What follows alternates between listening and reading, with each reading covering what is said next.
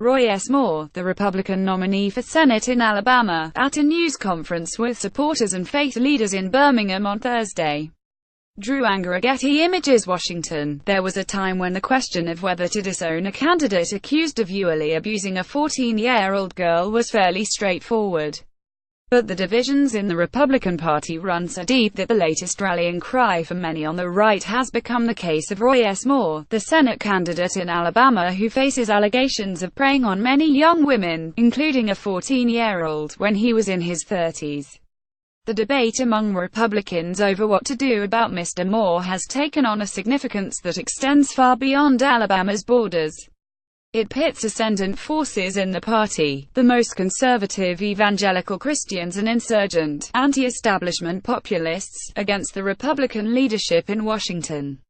And it is being fanned by many of the same emotions that helped stoke President Trump's rise in election: a mistrust of government, a desire for a leader who disdains and disrupts the political status quo, and a suspicion that elected officials will stop at nothing to hold on to power. In the center of this cauldron is Mr. Moore, an unlikely and highly flawed hero for many conservatives, who have come to see him as a convenient scapegoat for Republicans in Washington who want to quash the grassroots uprising. People are fed up with the ruling class in Washington and their attitude. "We know better than you do," said Ed Martin, a conservative commentator and protege of Phyllis Schlafly, a conservative icon. "They think we're barbarians. And we're here at the gate." The statement by the Alabama Republican Party on Thursday that it stood by Mr. Moore and trusts the voters to decide whether he should be elected to the Senate underlined the divisions between Washington and the grassroots. And the White House press secretary, Sarah Huckabee Sanders, made clear which side Mr. Trump was on, echoing that sentiment. In recent days, some notable figures in the conservative movement have also given Mr. Moore cover. Stephen K. Bannon, Mr. Trump's former chief strategist, who saw Mr. Moore's upset primary victory against an establishment Republican as a turning point in the war he is waging against Washington, has told his associates that he is unwavering in his belief that Mr. Moore should fight on. Sean Hannity of Fox News, who this week delivered Mr. Moore an ultimatum to answer for allegations of viewily predatory behavior, backed down on Wednesday night, telling his aunts that Alabama voters, not him, should ultimately decide. Those moves were a telling rebuke of Senator Mitch McConnell of Kentucky, the majority leader, and other Republicans in Washington who have either called for Mr. Moore to leave the race or for his expulsion from the Senate should he be elected. Mitch McConnell, the Senate Majority Leader, and many other Republicans have called for Mr. Moore to withdraw from the race.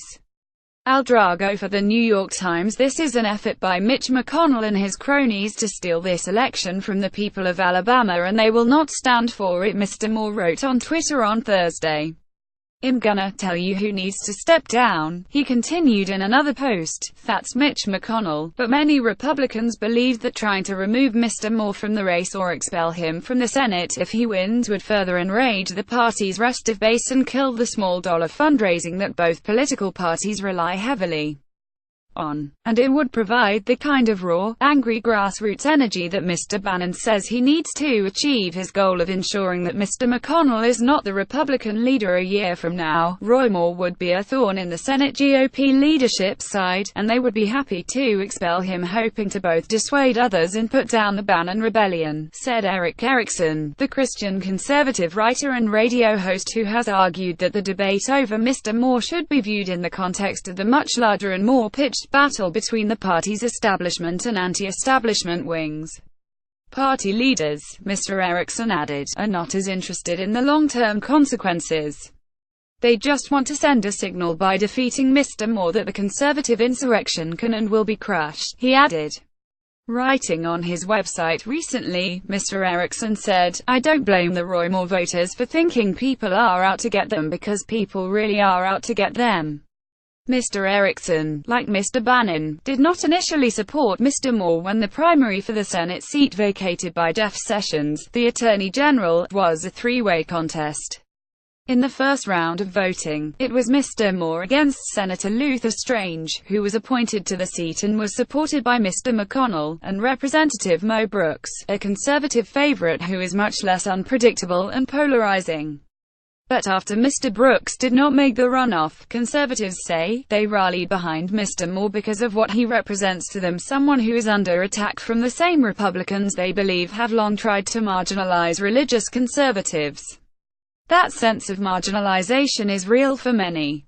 A caller into Rush Limbaugh's radio program on Tuesday expressed similar suspicions, saying he believed Mr. Moore's ouster would be the beginning of a purge of the party's right wing. "But my worry," said the caller, who identified himself as Jim from Missouri, "is the so-called conservatives in Congress are going to fall prey to this and throw this man under the bus.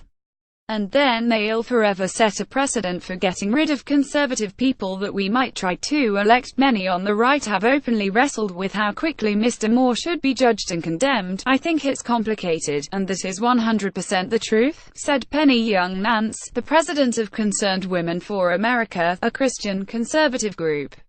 Ms. Nance said many conservatives were weighing a number of arguments and counter-arguments, a suspicion of the national news media against the sense that Mr. Moore's accusers seem credible, the fact that the 1970s and 80s, when he is accused of committing the acts, was a different time, and the fact that Republican Party leaders have tried to thwart him repeatedly throughout his career. "It's also about the people of Alabama making their own decisions instead of Washington foisting its opinion on them," Ms. Nance added. "They need to decide. That's part of what makes them so angry. Washington bureaucrats and elitists telling them what they need to do." The inclination to dig in on Mr. Moore could also be a symptom of a larger cultural shift in politics. Americans are more likely now to say that elected officials can still do their jobs in an ethical manner even if they have committed immoral personal acts, research has found.